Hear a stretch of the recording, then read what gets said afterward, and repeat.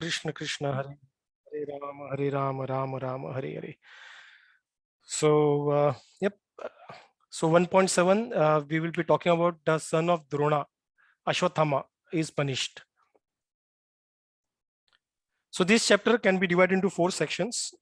One is about 1st to 7th verse talks about Vyasdev's meditation.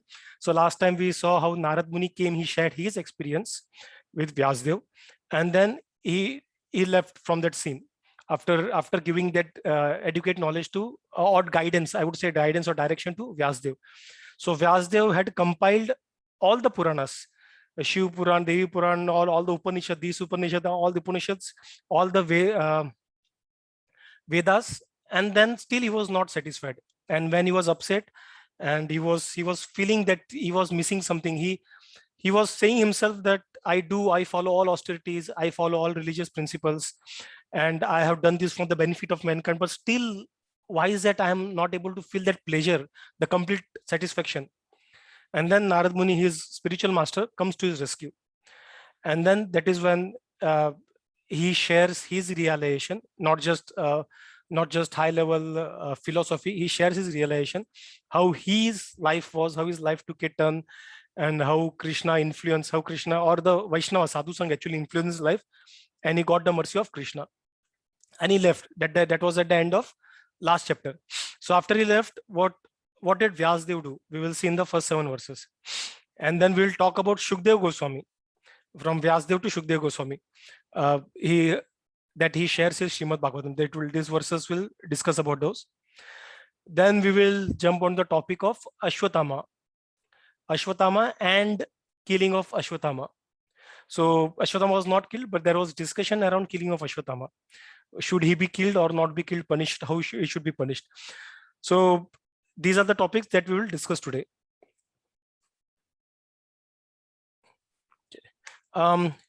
Kishore, would you like to read this slide, please?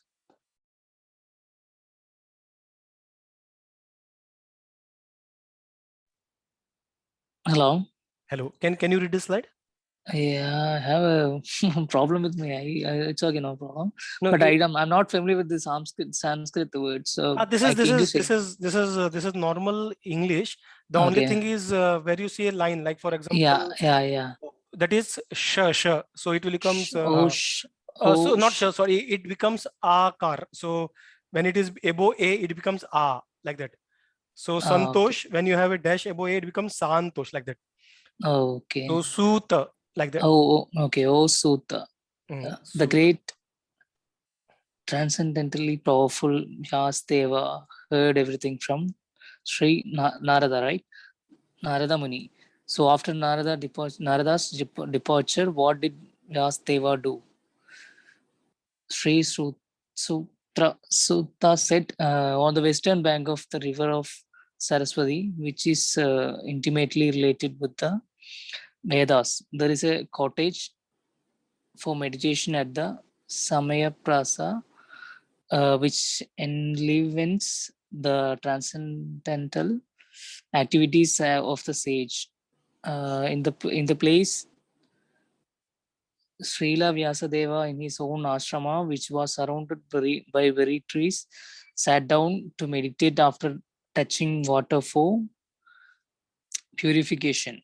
Thus, he fixed his mind, perfectly engaging it by linking it in devotional services, bhakti yoga, without any tinge of materialism, and thus he saw the absolute personality of Godhead along with his external energy, which was under full of control.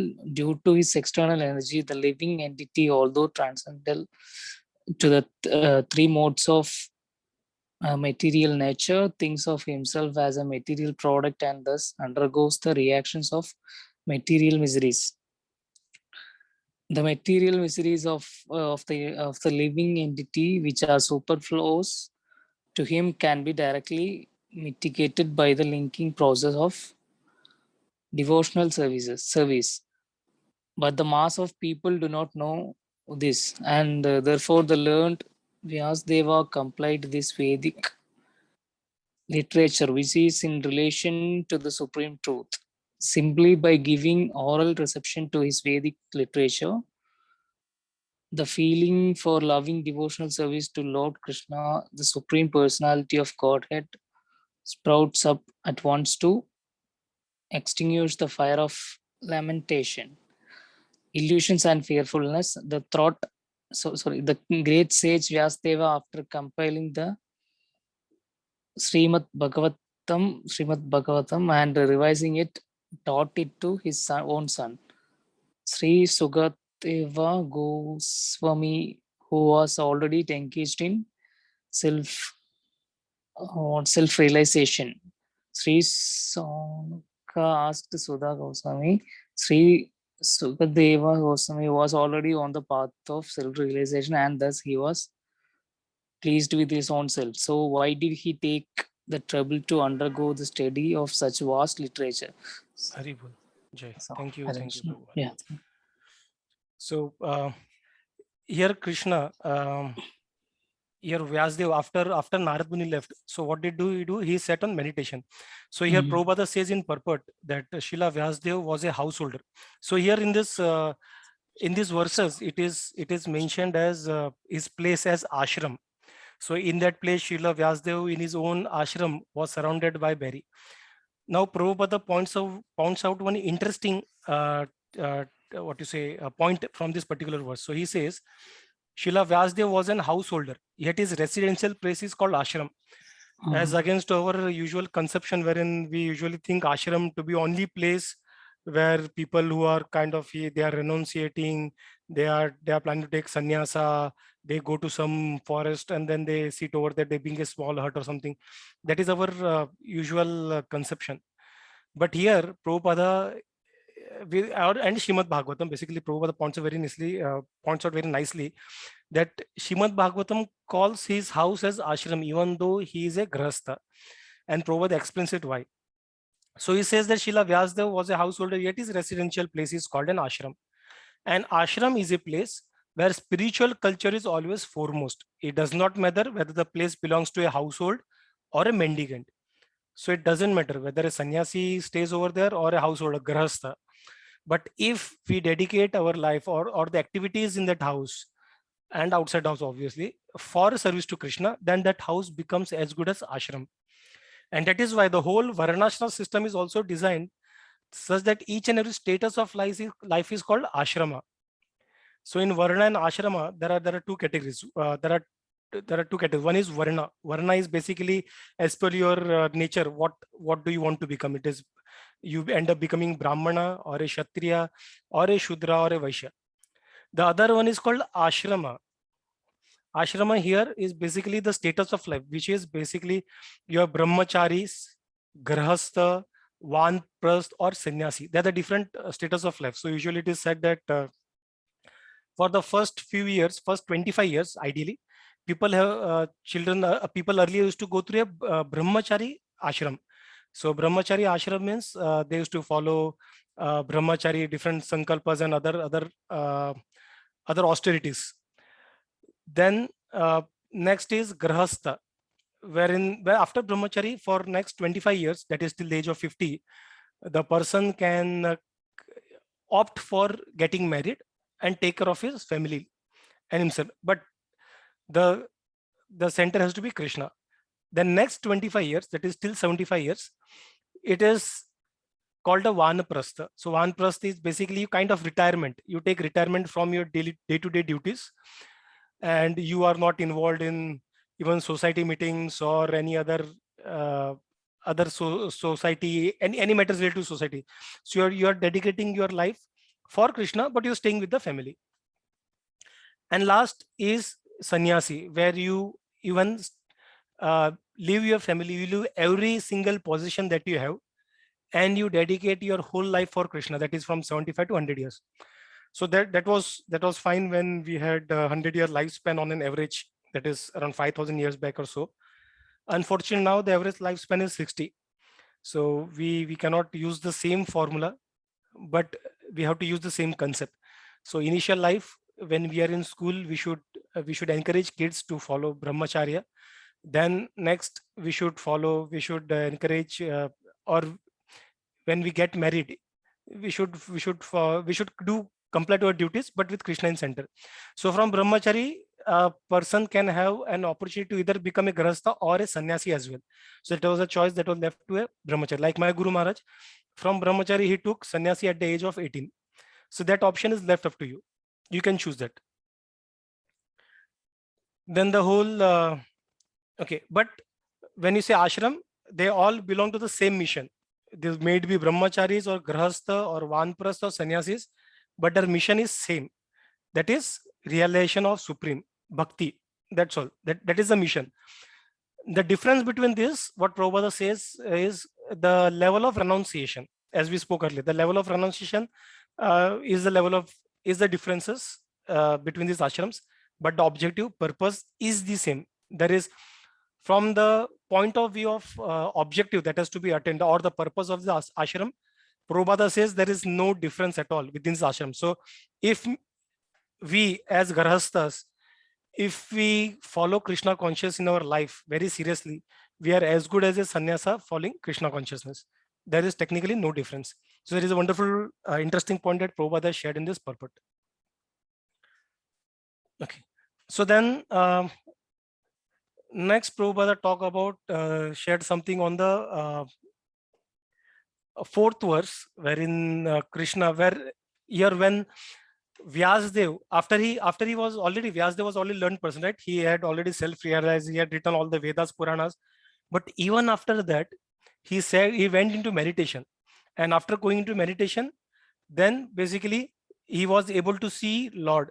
So Prabhupada says that when he reached the maturity of his meditation, of his self-realization, so even in self-realization, we can understand there are different levels of realization, right? Even a day-to-day life, right? We realize our duty towards our family, but the variation, there would be variation in the realization that I would have, and each one of you would have, right?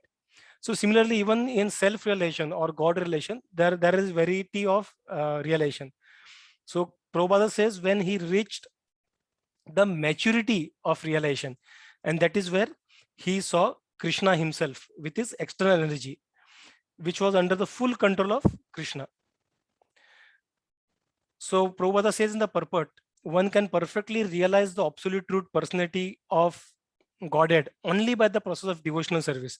So if someone would be challenging by Jnana or Dhyana, so Vyasdev was equally, or he was much better than anyone of the practicing yogis, maybe Jnani or maybe Dhyani. But still, when he was blessed by Narad Muni and he meditated upon God, and that is when he could actually see Lord himself. So one can perfectly realize the absolute truth, personality of Godhead only by the process of devotional service, and one can enter into the kingdom of God by such perfect knowledge. Imperfect realization of the absolute by partial approach of the impersonal Brahman or localized Paramatma does not permit anyone to enter into the kingdom of God.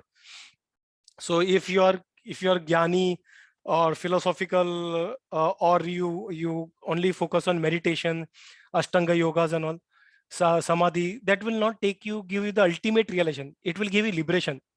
You will attain moksha. That is, you will get out of this cycle of life and death. But you will still not attain the complete realization. You will not be able to actually realize God in his fullest. It can only be done, and was also claimed by Krishna himself says that in Bhagavad Gita, that only by bhakti and bhakti alone that one can realize me or come back to me. And this is what Prabhupada also reiterates over here.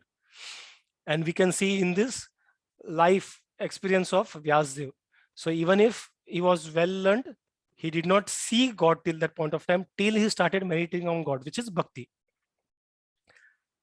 We spoke about Maya.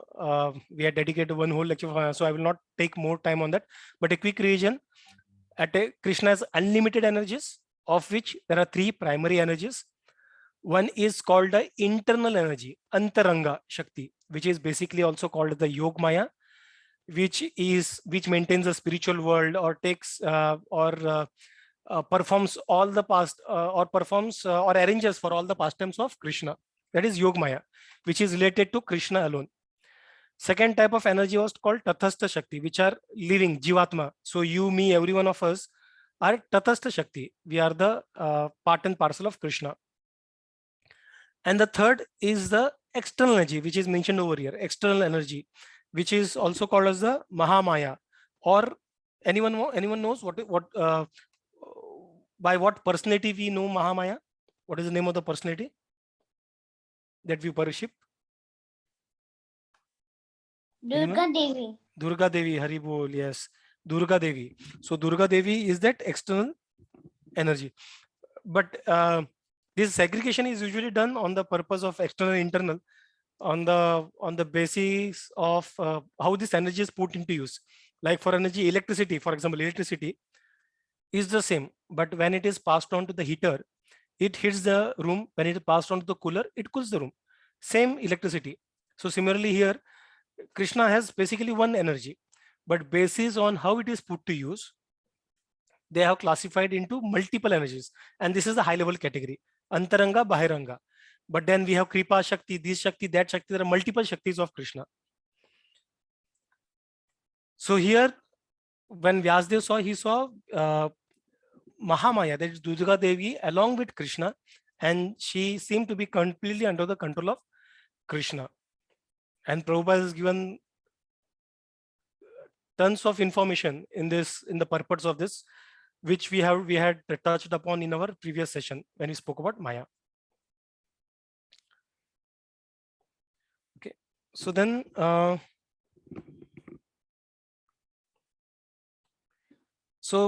here one interesting point was simply by oral reception. So oral reception is by your ears. So simply by giving oral reception to the Vedic literature, the feeling for loving devotional service to Lord Krishna, the Supreme, sprouts out. So even we say that when we chant, we have to hear what we chant. Unfortunately, at least for me, when I chant, I'm into some different world. I chant, but I'm not here with the chant or with Lord.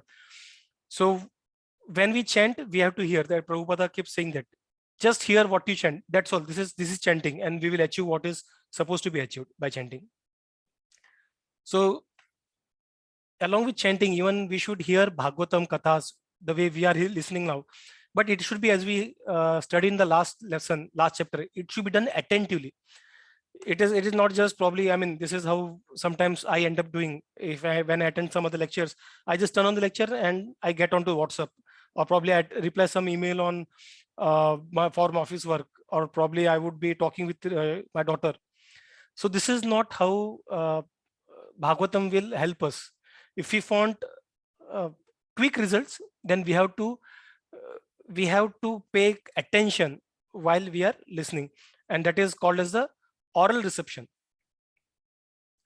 So Prabhupada gives one nice interesting points in purport. So he says there are various senses of which the ear is the most effective.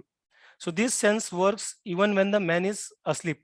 So that is why when we have to wake up someone, how do we wake up? We use alarm, right? Or we call the person. But if we just wave our hand in front of the person will not wake up. He is fast asleep. Sometimes even we have to push the person, not just by touch. You have to push the person to wake him up. So even touch does not work. You can put something in his mouth, but he will be quite asleep. So the only thing, or the most effective mechanism, is basically by hearing. So the way we have alarm in our house to wake us up from the sleep, simply chanting is that alarm that will wake us up from this sleep of this in this material world. So when we listen to the alarm and we respond to it, then we will wake up, and when we wake up, we will be in the spiritual world.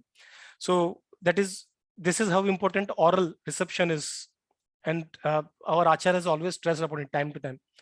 So one can protect himself from the hands of an enemy while awake, but while asleep, one is protected by the ears only. So when you are in a war, you may fight, you may see with your eyes, and so on and so forth. But when you are asleep, the only thing that can protect you is the voice. If someone makes a noise, you have seen in movies, right? Chor aata hai ghar pe, he spills something, something falls down, he breaks something, and then the people wake up, and he then hides behind the curtain, right? So ear is the thing that can actually protect us, even, or they are alert even when we are asleep. The importance of hearing is mentioned here in connection with attaining the highest perfection of life, namely getting free from the three material pangs. So like ears are very important in our day-to-day to keep us protected. Even while you're asleep, it will also protect us from these material pangs. So in the spiritual context, Prabhupada is mentioning that. So then after that, after hearing oral perception, oral reception, the great sage Vyasadeva, after compiling Srimad Bhagavatam and revising, taught it to his own son, Shukadev Goswami. So he compiled it and he revised it again. So there are actually two versions of Bhagavatam. That is what acharyas say. So when the earlier version did not actually capture much about Krishna, Srimad Bhagavatam. And then the Vedanta Sutra, it was he referred to as Vedanta Sutra. And then after 18 Puranas were written, everything was done. He again went back to that particular book and he recompiled, he revised it. So addition to, it was kind of addition to, which was actually Srimad Bhagavatam. And then he taught it to his own son, who is Shukadev Goswami. And Shukadev Goswami is already engaged. It is not that like many or most people, I mean, most of the self-realized souls, they usually, when they take birth, they then get they take shelter of some guru, then they follow some path. They may fall down, they may not fall down. So they have some direction, right? But in case of Shukadev Goswami, he was already self-realized the moment he took birth. So he was not an ordinary soul. And we spoke about it earlier, right? He was not an ordinary soul. He was self-realized from the time he was in the womb of Vyasadev's wife. So then when Suta Goswami was mentioning about that, Shaunaka Rishi had an interesting question, and which we all should understand. This is quite an important question. He told that when you say that Shuka Goswami was Shri Shuka Goswami was already in the path of self-realization in your previous verse, that is verse 8. Then when he was pleased, self-realization means he's pleased with himself. He doesn't need anything else. That is a self-realized person. So then why did he take the trouble of undergoing the study of such a vast literature? So when the person is already self-realized, then why he has to go through going through literature? So usually when people are self-realized, they preferably don't go through a self-realization. They don't again to go to some book, Vedic text and all, because they have attained what this text what this text guide you to, right? So when you're self-realized, you won't need to go and read the 4 Vedas. That is not necessary. It will not give you any additional benefit. That is not required, because the 4 Vedas objective is to make you self-realized. And if you become self-realized, there is no purpose, there is no objective of reading it. It is like you have become a PhD, or you have become your graduate in, let's say, maths. There is no point you go and study first standard maths book, right? There is no point in doing that. You already know that. So even though he did it, why did he then undergo the trouble of such a vast literature, that is Srimad Bhagavatam? Very interesting question, right? So even if he was self-realized, he knew he was like a master, then why did he do that? And then Prabhupada says in the purport that this particular question means that Srimad Bhagavatam is a postgraduate study, even for the Atma Rams. So Atma Ram means one Atma Rama. Atma means self. Rama means satisfied. Who is satisfied with the self-realized soul. So even for Atma Ramas who have surpassed all the studies of Vedic knowledge, even for them, Srimad Bhagavatam is a postgraduate study. So this is how we understand what is the position of that particular Purana or the Vedic text. This is how we study. We can actually study and understand where do we place it. When our Acharyas say Srimad Bhagavatam is the topmost of all the Puranas, these are different clues, which is in the Purana, which says why, what are the questions, what is the audience, and why people like Shukdev Goswami, who are like very self-realized, they undergone the pain of actually studying this vast literature. Okay, so any questions on this slide? We'll move on to the next slide. We'll continue then else. Okay, Jay. Okay. Mamta Mataji, do you want to take up this slide?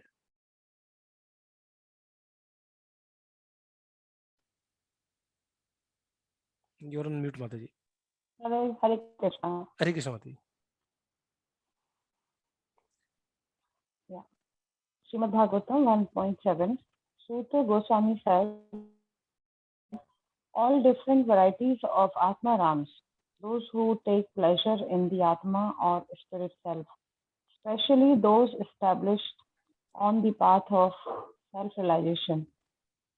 Though freed from all kinds of material bondage, desire to render unalloyed devotional service unto the personality of Godhead.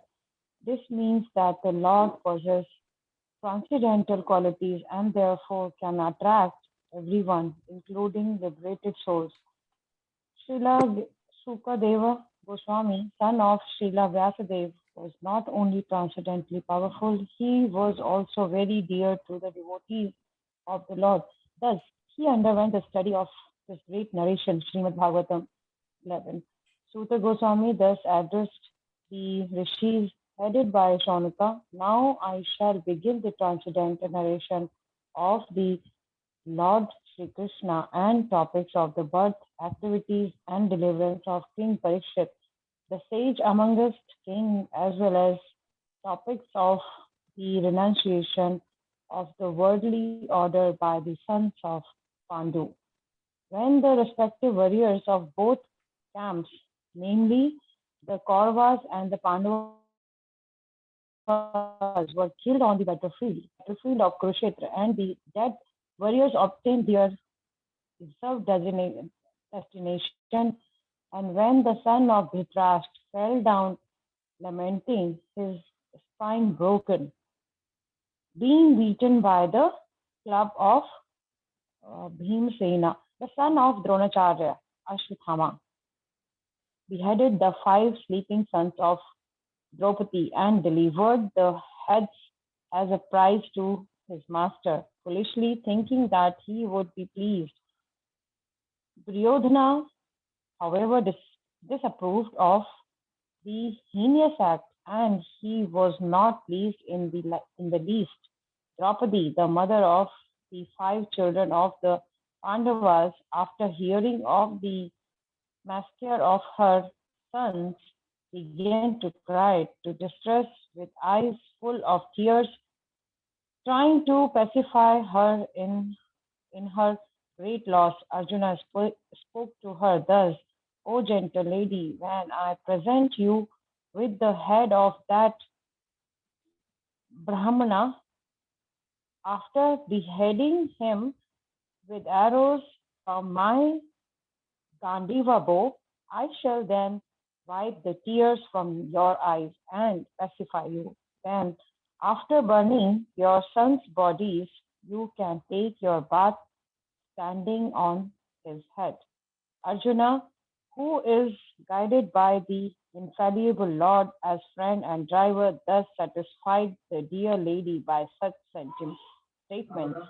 Then he dressed in armor and armed himself with furious weapons, and getting into his chariot, he set out to follow Ashwathama, the son of his marital teacher. Martial teacher, sorry. Martial teacher. Thank you. Haribol. Thank you, Mataji. Haribol. So in our last slide, the question was, why did Shukdev Goswami actually, when he was self-realized, what actually, I mean, why was there a need to even read Srimad Bhagavatam? And then Sutta Goswami says that all the Atmaram, different type of whoever, whichever they may be, so all Atmarams, especially those established in the path of self-realization, though freed from all kind of material bondage, desire to render unalloyed devotional unto personality of Godhead. This means the Lord possesses transcendental qualities and therefore can attract anyone, even the liberated soul. So that is why even though you are you are satisfied with self, but still there is something that keeps attracting you. Satisfied with self means there is nothing that will attract you because you are satisfied. Nahi paisa, nahi gadi, there nothing is there that will attract you. But there is something even more better than this self-realization. Then only that thing can attract you, right? And that is here Sutta Goswami says that is Krishna, loving service to Krishna, that attracts even the liberated souls, even who are satisfied with everything in this world, but then they keep hankering for this service for Krishna. And that is why he went through this pain, and or he studied, basically that won't be a pain, but he studied through this great narration, Shukadeva Goswami. So with this, then Sutta Goswami started with the pastimes of the Lord. And they started with the time stage where the wars were being fought, and it was kind of the end of the war, wherein Duryodhan was kind of he's on his deathbed. He would live his life at any point of time. His spine was broken by Duryodhana, and that night, that very night, when everyone was asleep, Ashwatthama came in and he beheaded all the children of Pandavas. So who would be the next heirs to their Pandu dynasty? They were being killed by Ashwatthama. So this was a very heinous act and against the conduct of Kshatriyas. And if you can see, even Duryodhan, who was such a bad person, he did not approve of this. So he was not happy. First, Ashwatthama thought that, oh, my master Duryodhan would be happy when I say that I killed his beheaded his 5 children. But Duryodhan was completely upset. Even though his spine was broken by Bhima, who was the father of one of these 5 children, even with that, Duryodhana, I mean, being such a bad person, still he had his principles as Kshatriya. So Ashwatthama probably maybe one who is more related to Kali Yuga. So in Kali Yuga, people do not have conduct of war and all. So they are like, they do not have proper conduct of Kshatriyas. They just keep killing everyone here and there, and they claim themselves to be the protectors of the religion, which is total nonsensical. So we can actually we learn from devotees, but here we can even learn from Duryodhana. So then Draupadi, when she lost her 5 sons, she was crying profusely, and then Arjuna, he came and he tried to console her. So if we see over here, Arjuna had just a few days back, 18 days back, he was told about Bhagavad Gita by Lord Shri Krishna. And even with those such high philosophy, which he understood, we are yet to understand, but still we have got some kind of learnings from Bhagavad Gita. He realized Bhagavad Gita because he was with Krishna, right? And even with that, he was not telling Draupadi, oh, this is just a body, the soul is here. No, he is very empathic with that, and he understands that what has been done is wrong, and as a duty of Kshatriya, he vows to punish Ashwatthama. So he says that he would, unless once he beheads Ashwatthama, then only he will come and wipe her tears, and then after that you can stand on his head and then take bath on the ashes of the dead bodies of your children. So this is what Arjuna is kind of is taking a vow. And if you see the 17th verse, the last line, so here interestingly it is mentioned Arjuna, who is guided by the infallible Lord as a friend and driver. So which kind of implies that the earlier vow was also being somewhere from inside, as Paramatma, Krishna guided him or influenced him to take that vow.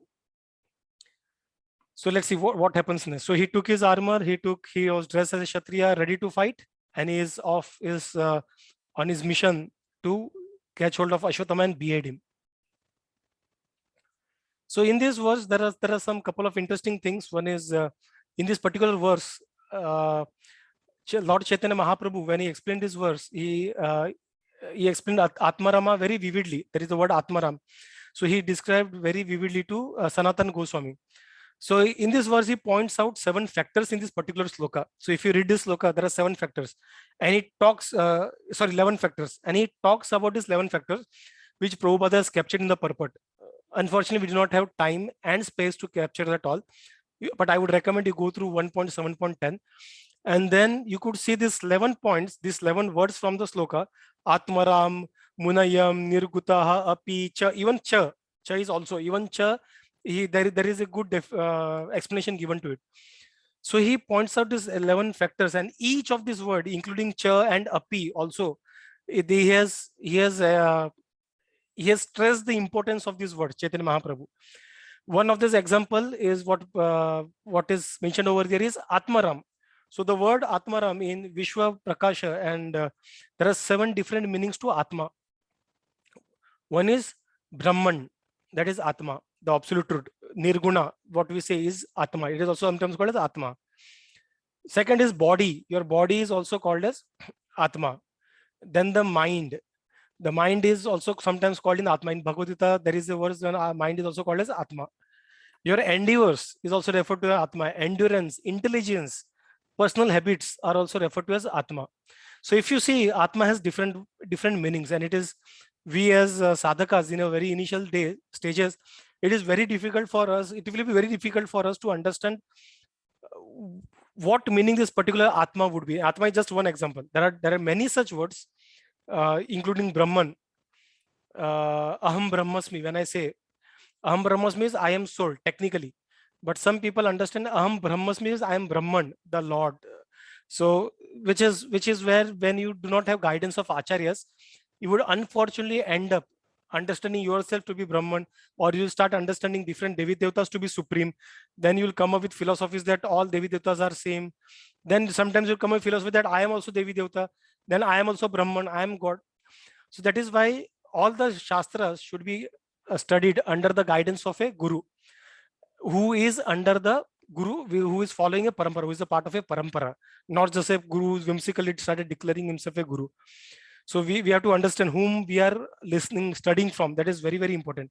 Is this person talking what acharyas are talking? Is this person belonging to an Guru parampara? Is this person talking from scriptures? If the answer is yes, end formula, not or. There cannot be any no to any of this. It has to be yes, yes, and yes. So when there are 3 yes, then only you can safely put your trust in that person and try to understand the Shastras.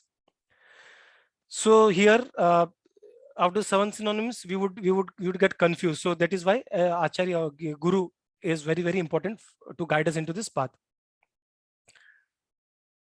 So here Prabhupada gives very interesting point in another interesting point in 12th verse. So Srimad Bhagavatam is also called Purana, but the special significance of this Purana is that the activities of the Lord are central and not just supplementary historical facts. So he is mentioning to, like for example, Mahabharata. When Mahabharata is Itihasa, it is not a mythology. Mythology is a wrong word. It is an Itihas, it is an history. So in scriptures like Mahabharata, though it is very important, but what separates it from Srimad Bhagavatam is, in Mahabharata, the activities of lords are a supplement to the main main topic or the main pastime around Pandavas and so. But in Bhagavatam, the main topic is Krishna. Going ahead in coming chapters and cantos, you will see there will be more technical topics about the creation of the universe and all. But we have to understand these are not just some technical things. These are actually related to Krishna. So when heard attentively in right mood, this will actually give us taste for Krishna.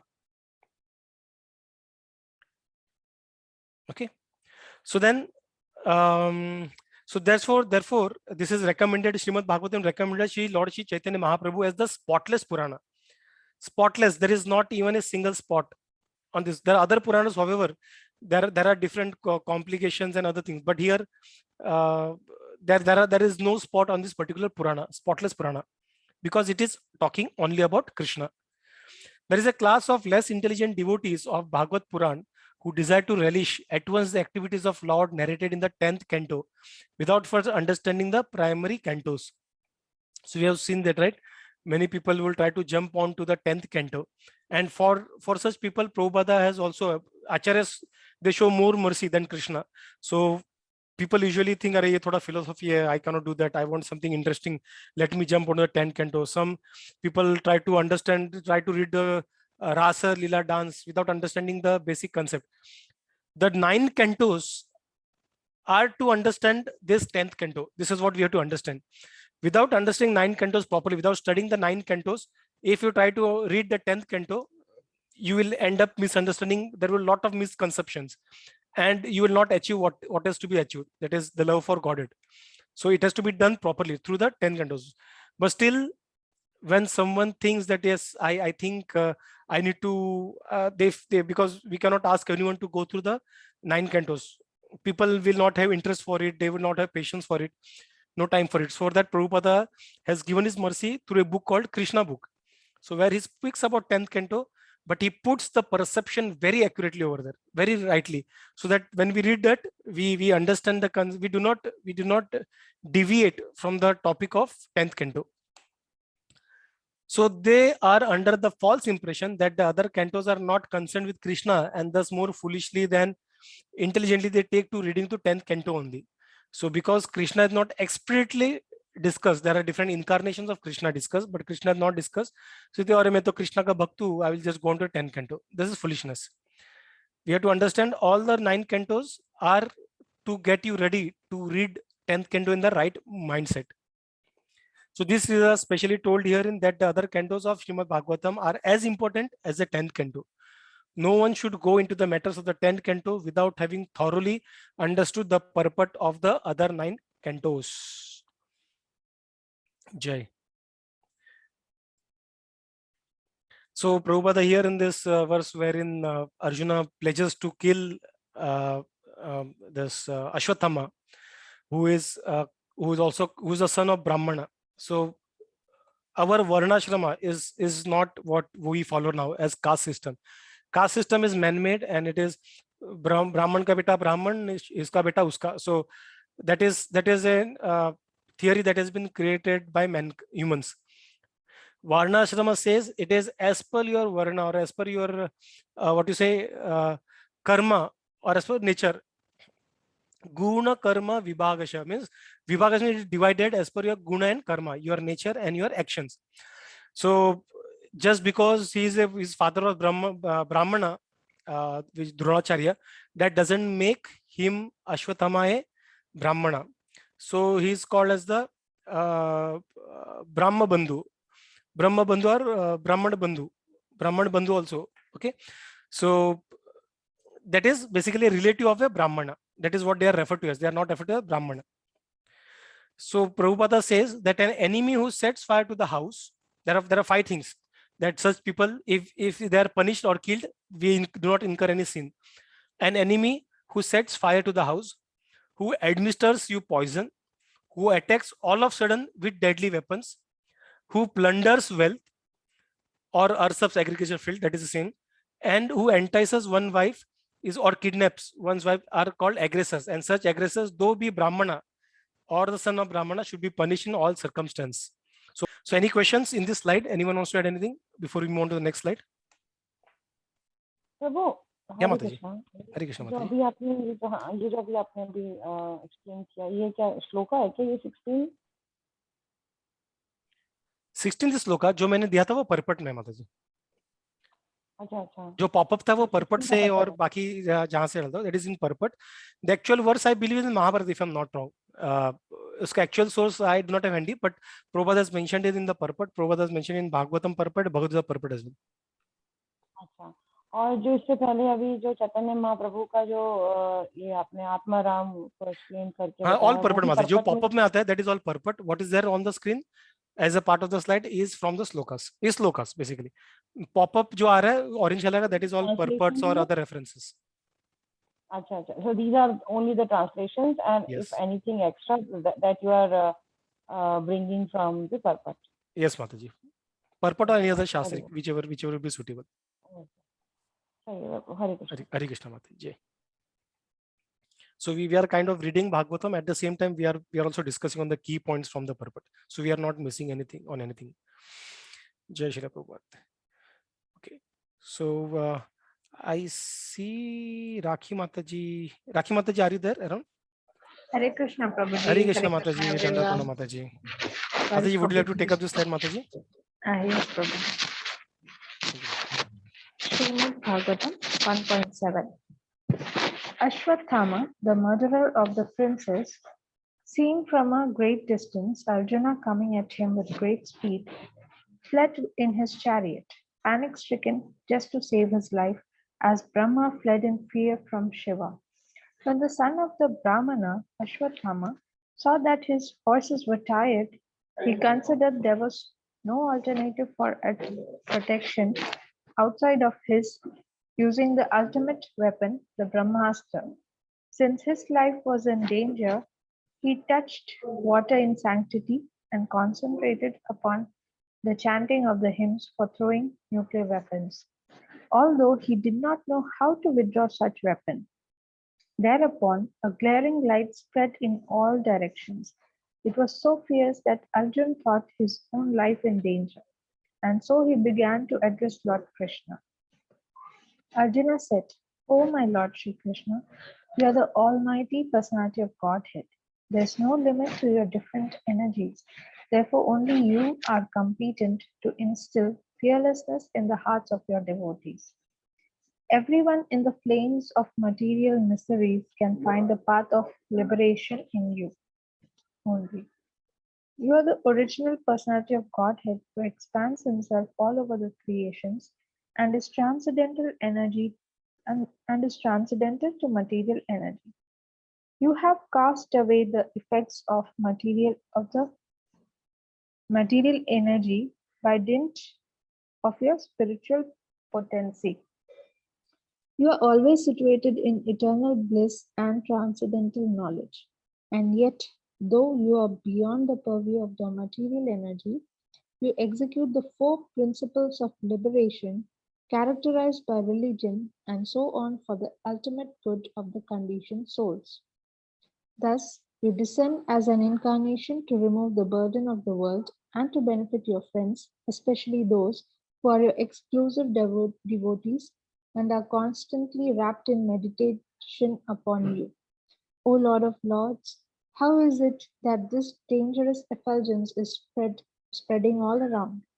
Where does it come from? I do not understand.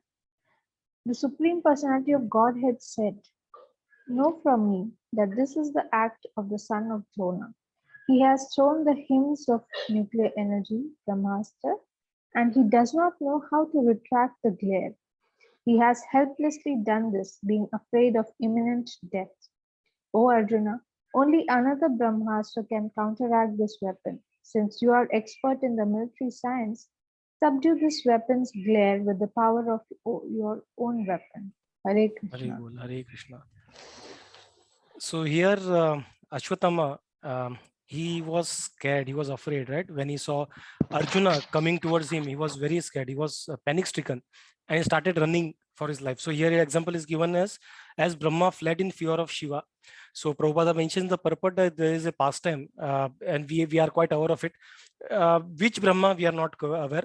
Some Acharya says our Brahma is a devotee. This is not particularly for our Brahma. But for some of the universe, some Brahma, when he created his daughter, he was so attracted towards his daughter, he started running after his daughter, and which enraged Shiva. And then Shiva appeared over there and he threw his trident towards Lord Brahma. And Brahma started running away from that particular place. So that particular situation, that particular pastime is mentioned over here. So there is this particular word, akra, kraha and akra. So that can be used here. So kraha means Brahma's pastime. The other translation which Prabhupada says this, akraha can be meant to the pastime of when there was a demon who got a very golden chariot, who was a devotee of Shiva. And then his chariot was so effulgent that when it was night, he would just come behind the sun and it would again, because of the effulgence, it would again look like day. So that wouldn't be any night. So that kind of enraged Suryadev, and then he was attacking this demon, and then this enraged again Lord Shiva, and then Lord Shiva basically when he attacked sun god, and that is when it says that who fled and he fell down in a place called Kashi, Varanasi. There is a place that is, I believe, Lolarka or something, which is considered to be this place where a sun god he came and he kind of fell down over here, or he hid over here in this particular place, Lolarka or something, right, in Varanasi. So these are the different two pastimes that can be connected to this particular verse. But here, as in the sloka, he has mentioned as Brahma, the way Brahma fled from Shiva, Ashwatthama started fleeing. And as he fled, what happened? Because of when we are scared, we start throwing things around, right? डर गए तो हम लोग क्या करें, जो मिलता है फेंक देते हम लोग. So similarly, he had Brahmastra, and he had no knowledge about military science. I mean, people say, "Arey Ashwatthama kya banda tha, ye tha, wo tha." We can understand over here. First, he was very scared, and secondly, he killed children, which means he was not a Kshatriya in true sense. And third, he did not have any knowledge about the weapons. So he just threw his weapon. He what to say? He cast his Brahmastra, the nuclear weapon. It is more dangerous than nuclear. he cast his Brahmastra towards Arjuna. And then when the Brahmastra is cast, it is not like just an arrow that would come towards you or hat mein chuba, ouch ho gaya, aisa nahi. So it is when it comes, when we utter the mantras, at that very moment it starts becoming very bright, very effulgent, and then it is like as if there are hundreds of suns that are present over there. And when Arjuna saw this light, all of a sudden it started becoming very bright. So he was confused, and then and a devotee, when he's confused, what did he do? They take shelter of the Lord. And similarly, Arjuna, he took the shelter of Lord Krishna and started addressing Krishna, and he praised Krishna. He said about glories about Krishna, and then asked Krishna, what is that? Please help me. I'm in real trouble. Please help me. What is this? I'm unable to understand. So then Krishna, who knows everything, he then told him that this is basically the act of Dronacharya. Out of fear, he has basically thrown the nuclear weapon, and he is helpless. He does not know how to take it back, retract it. So you, being the master of all the weapons, you have to subdue it by your own power, weapons glare. So in Mahabharata, I read it that when this happened, I will just move on to the next slide first. Let me see if it is mentioned over there. Yep, it is over there. Okay, so Richa or Rohit, anyone would like to take up the slide?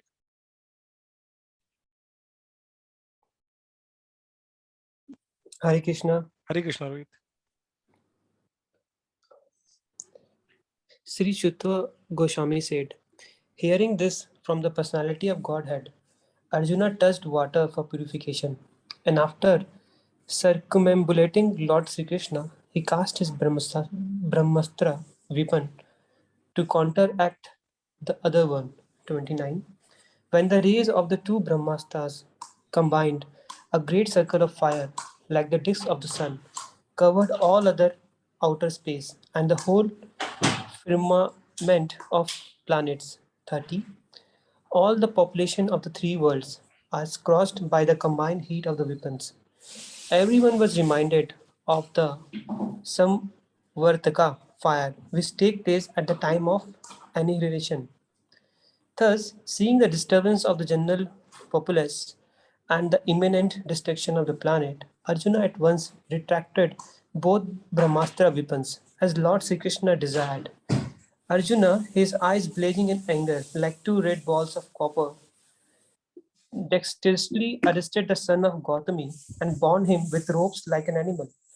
After binding Aswathama, Arjuna wanted to take him to the military camp. The personality of Godhead, Sri Krishna, looking on with his lotus eyes, spoke to Arjuna in an angry mode. Lord Sri Krishna said, O Arjuna, you should not show mercy by releasing this relative of a Brahmana, Brahma Bandhu, for he has killed innocent boys in their sleeps. A person who knows the principle of religion does not kill an enemy who is careless, intoxicated, insane, asleep, afraid, or devoid of his chariot. Nor does he kill a boy or woman, a foolish creature, or a surrendered soul.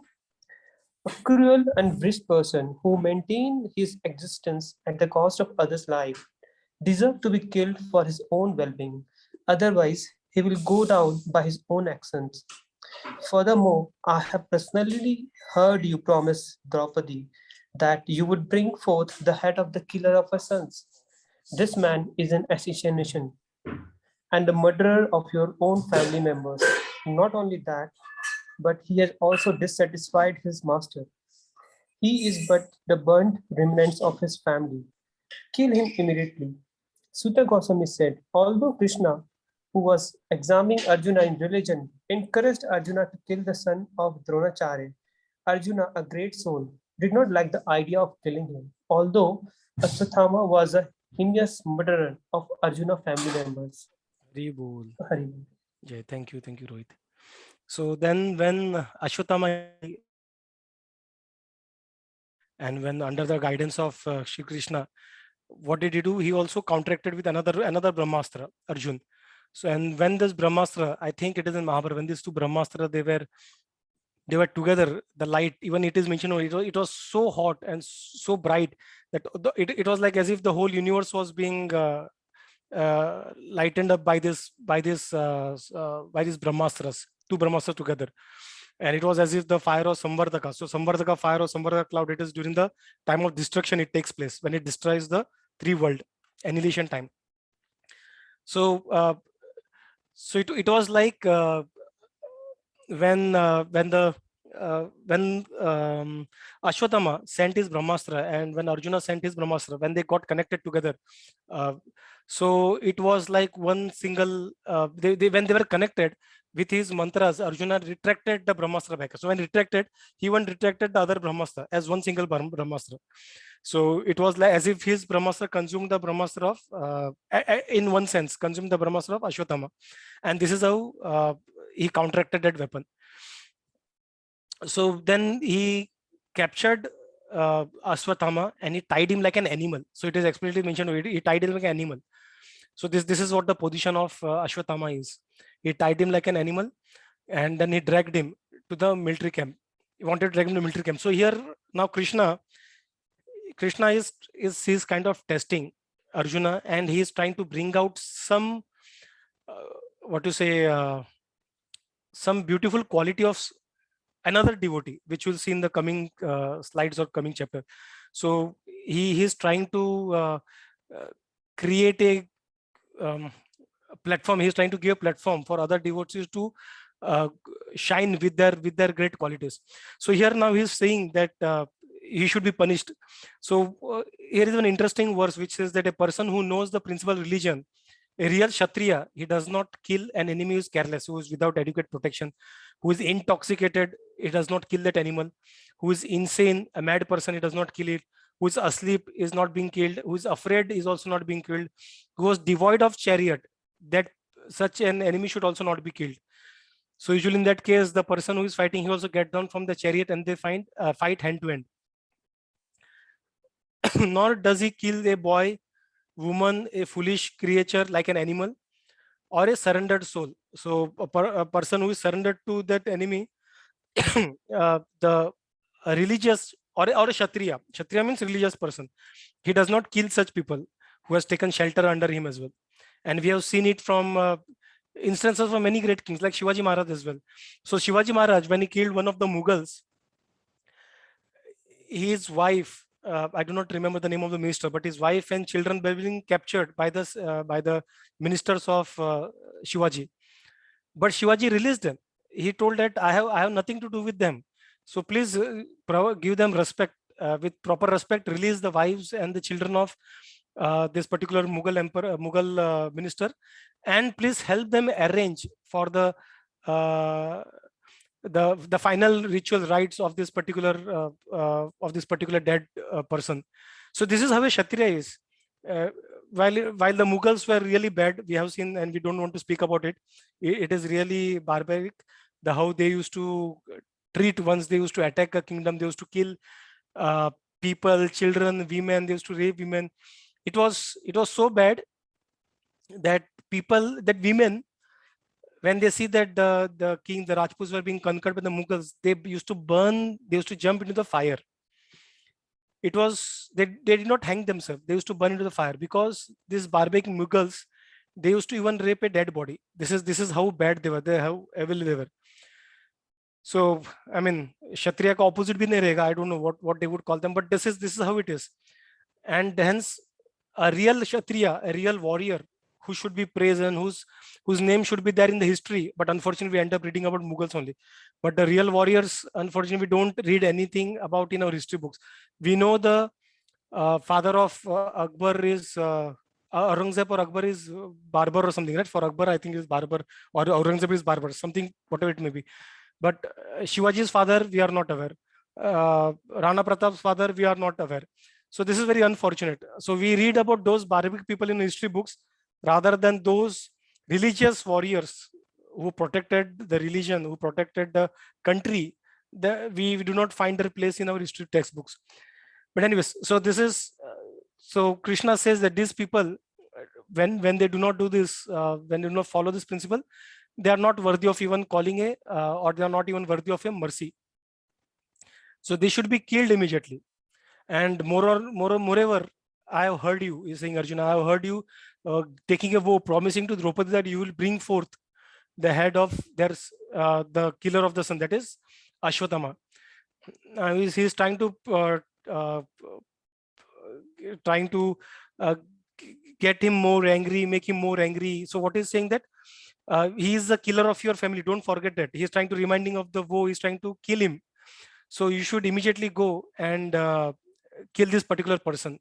But Arjuna, being the devotee, this is the quality of a devotee. Being a devotee, he did not like the idea of killing him. And Ashwatthama, killing Ashwatthama. So let's see what happened next. Kamal Prabhu, do you want to take this up? This slide? Yes, Prabhu.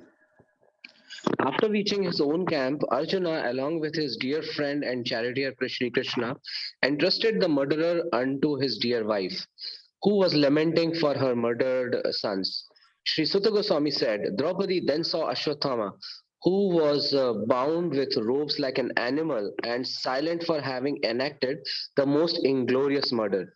Due to her female nature and due to her being naturally good and well behaved, she showed him due respects as a Brahmana. She could not tolerate Ashwatthama's being bound by ropes. And being a devotee lady, she said, release him, for he is a Brahmana, our spiritual master. It was by Dronacharya mercy that you learn the military art of throwing arrows and the confidential art of controlling weapons. He, Dronacharya, certainly still existing, being represented by his son. His wife Kripi did not undergo asati with him because she had a son.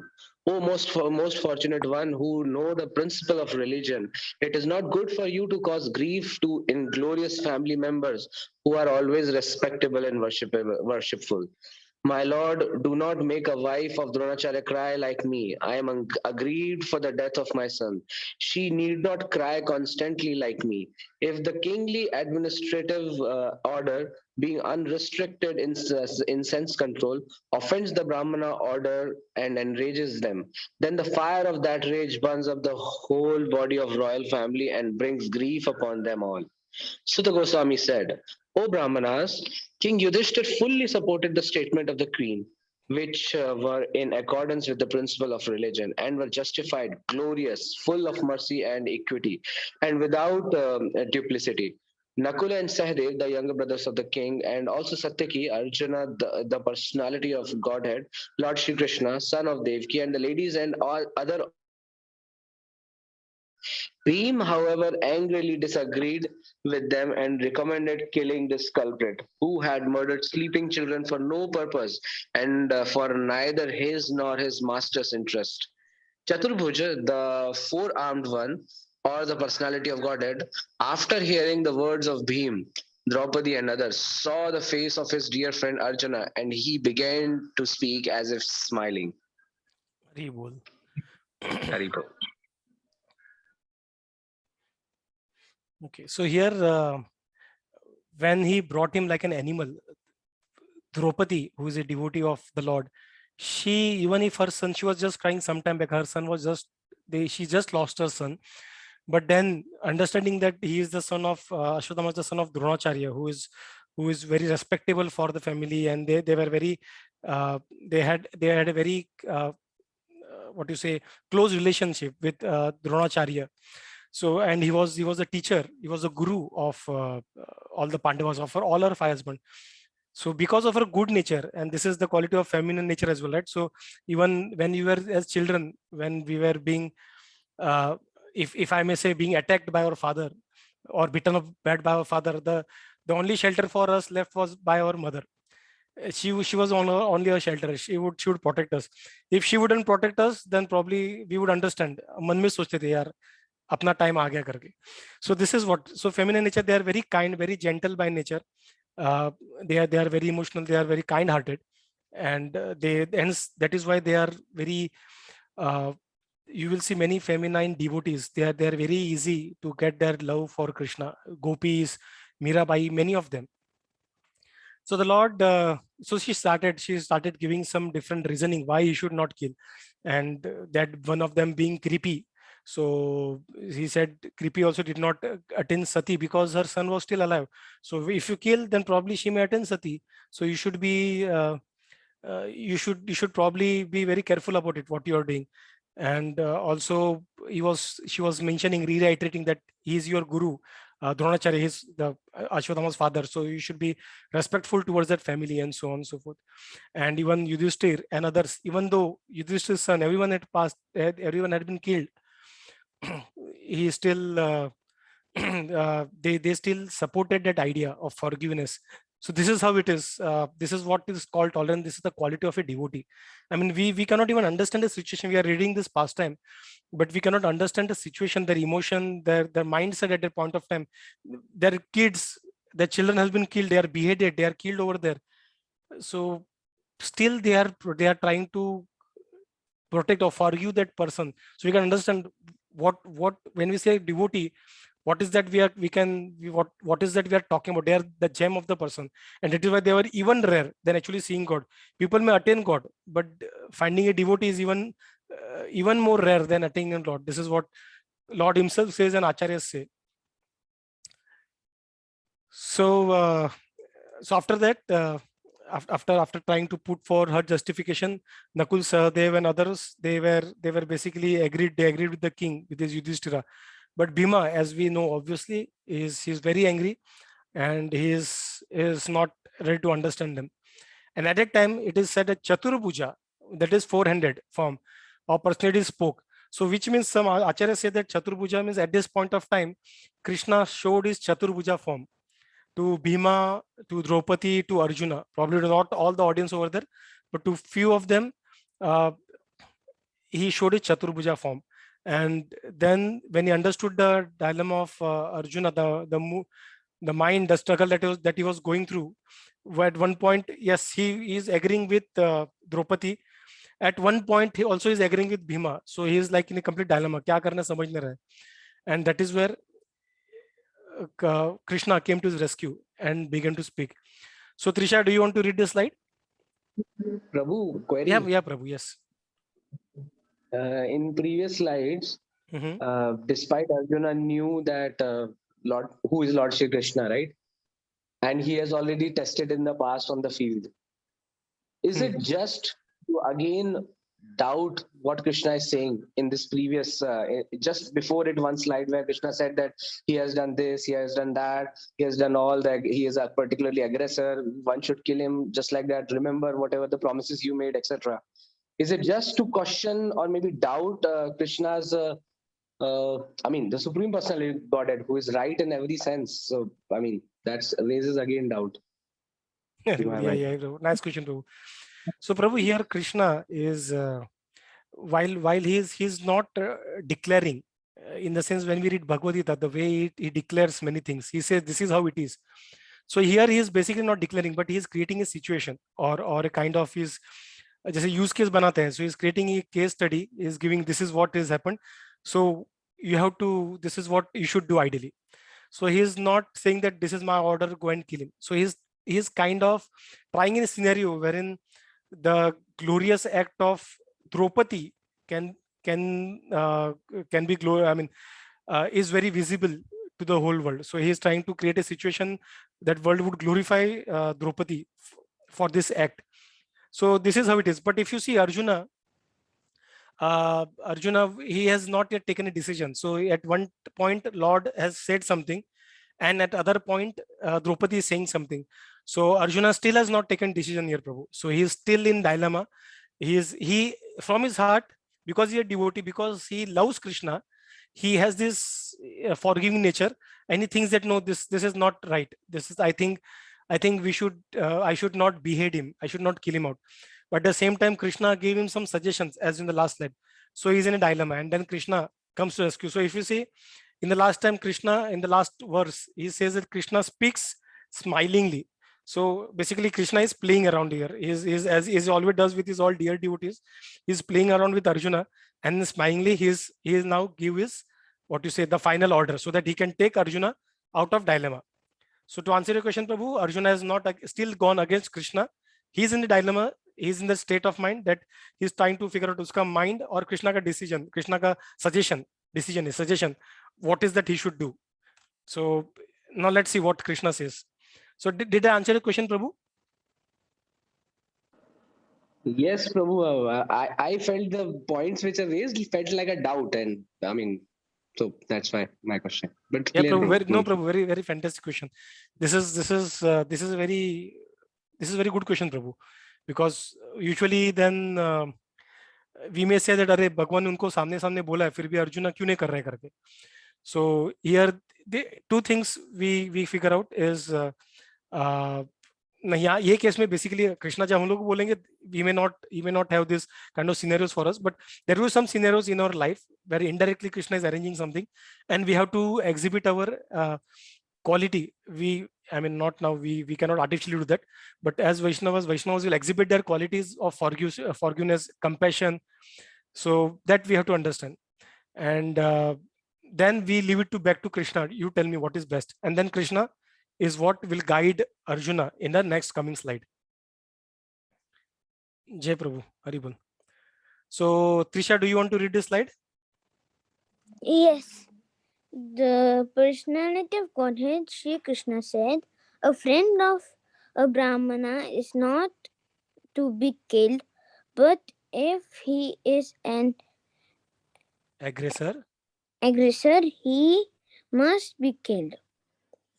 All this ruling ruling are the scriptures, and you should act accordingly. You have to fulfill your promise to your wife and must also act to the satisfaction satisfaction of Bhimasena and me. Bhimasena and me. Sutta Goswami said, just then Arjuna could understand the motive of the Lord by his equivocal orders.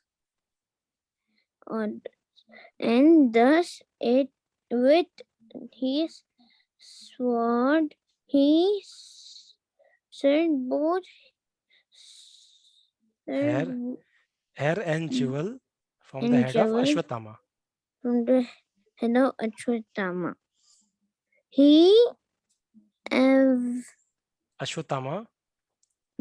Ashwatthama had already lost his bodily luster due to infanticide,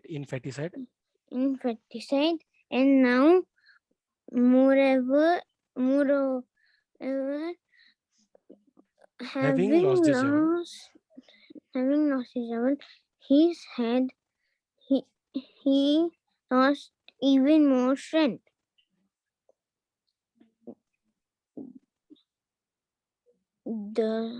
Can I read? Thus he was unbound and driven out of the camp, cutting the hair from his head, depriving him from his wealth, and driving him from his residence are the prescribed punishment for the relative of Brahman. There is no injunction. Yeah. There is no injunction for killing the body. Thereafter, the sons of Pandu and Draupadi, overwhelmed with grief, perform the proper rituals for the dead bodies of their relatives. Thank you, Trisha. Hare Krishna. Welcome. So here, Krishna, then what he says, he indirectly gives him it, and he being the devotee of the Lord, he understands this hint. So he is saying that a friend of Brahman is not to be killed, but if he is an aggressor, he must be killed. मतलब वो दोनों type से बात कर रहे हैं. So all these rulings are in the scripture, and you should act accordingly. You have to fulfill your promise to your wife, and you must also act according to the satisfaction of Bhimasena and me. मतलब भगवान ने क्या किया, अर्जुन के लिए situation और खराब कर दिया. ये अरे अभी तो उसका भी करना है, तो मुझे ही करना है. मतलब मारना भी नहीं है और मारना भी है. And when you say that, Arjuna got the hint. So in Varnashram, I think we have discussed earlier, Varnashram is so beautiful. वो गुण के हिसाब से जो रहता है, even the punishments are as per the gunas.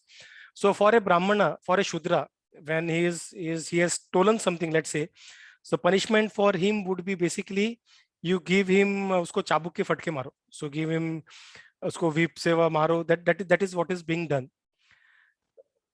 Okay, then when a Vaishya he steals something, the punishment for him is take away his wealth. Because Shudras are basically lower in consciousness, तो उनको लातों के भूतों थोड़ा मार पड़ना पड़ता है. Vaishyas are more attracted to the money, तो उनका पैसा लेओगे, then they will get the same amount of pain which this Shudra would have got, right? Then in a Kshatriya, for them, what is more important is basically their pride. तो उनको आधा मुझ कटवा दो, उनका मुंह काला करके शहर में घुमा दो. This is what we have seen, right? Some Kshatriyas, they are punished this way. So for them, it is as good as being killed. And for a Brahmana, sometimes just saying that, boss, what you have done is wrong, I have lost trust in you, it is even worse than death for the Brahmana. So this is what even punishments have been as per the different varnas. So here Arjuna understands this, and then understanding that this is Brahma Bandhu, is the relative of a Brahmana. So there being some influence of Brahmana over there. So what he does is he cuts off the hair of his head, basically makes him bald, and then he takes off the jewel which is there. So which means his strength has gone, his wealth is gone, and that is like a debt to him. And we know that Krishna even cursed Ashwatthama that he would stay in this till the end of this. I'm not sure Yuga or the till of this Manu. So being an eternal as respect to this world universe. So I think this is till the end of this kalpa, if I'm not wrong, kalpa or yuga, I'm not quite sure on that, but he was given that curse, and that was actually a curse, because now his wealth has been snatched out. He is without any strength, because his strength was in the money, in the jewel which was fitted onto his head, and now like a beggar, he's roaming around in some place very remote. And if you see on internet, which may be false, I don't know, but people say there are some sightings of Ashwatthama. So some say that there has been a person who was like 10-12 feet big. He came inside a village, and he just took up a pot which was kept on the burner, or the big pot near some restaurant in a remote village, and he just took the pot and he started drinking the complete big vessel. I won't say, yeah, complete big pot, which was huge. Probably that was for people of around 20-25 people would have food would have served from that vessel. So he took that, he lifted that vessel and started drinking food from that vessel. People during that time were actually that they had that height and they were very strong. I mean, we are nothing in front of them. So there are some sightings. Some claim, this may all be wrong, some made up story, but there are some sightings. And some say that a doctor claimed that one person, a huge person, he came and he had a hole on his forehead, and the pus was already oozing out continuously. So he cleaned that wound and he was trying to do something. By the time he moved around and turned back, that person he went away from that place. He disappeared from that place, to which he claims that he may be Ashwatthama. So there are some sightings which may not be true, but yes, he was being cursed by Krishna, and he is still alive for sure, because that is, Krishna has told he will not die, so he will not die. He is still alive and he is suffering. That is the punishment that he got for killing the sons of the Pandavas irreligiously. So then after that was being done, he was allowed to walk away from there. And then the Pandus and Draupadis, while they were in grief, they then performed the last rituals for the dead body of their relatives, their sons and other relatives that were being killed in sleep. So this is the end of 7th chapter. Hare Krishna, Krishna Krishna, Hare Hare, Hare Rama, Rama Rama, Hare Hare. Srila Prabhupada ki jai. Any questions? Anyone has any comments? Yeah, comment, Prabhu. You want to share something, Prabhu? No, Prabhu. Great session. Haripur. Thank you.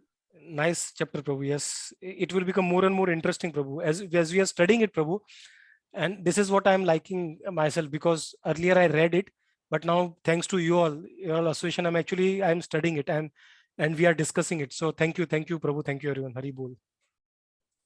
Srila Prabhupada ki jai. So I will stop the recording. If no questions, no comments.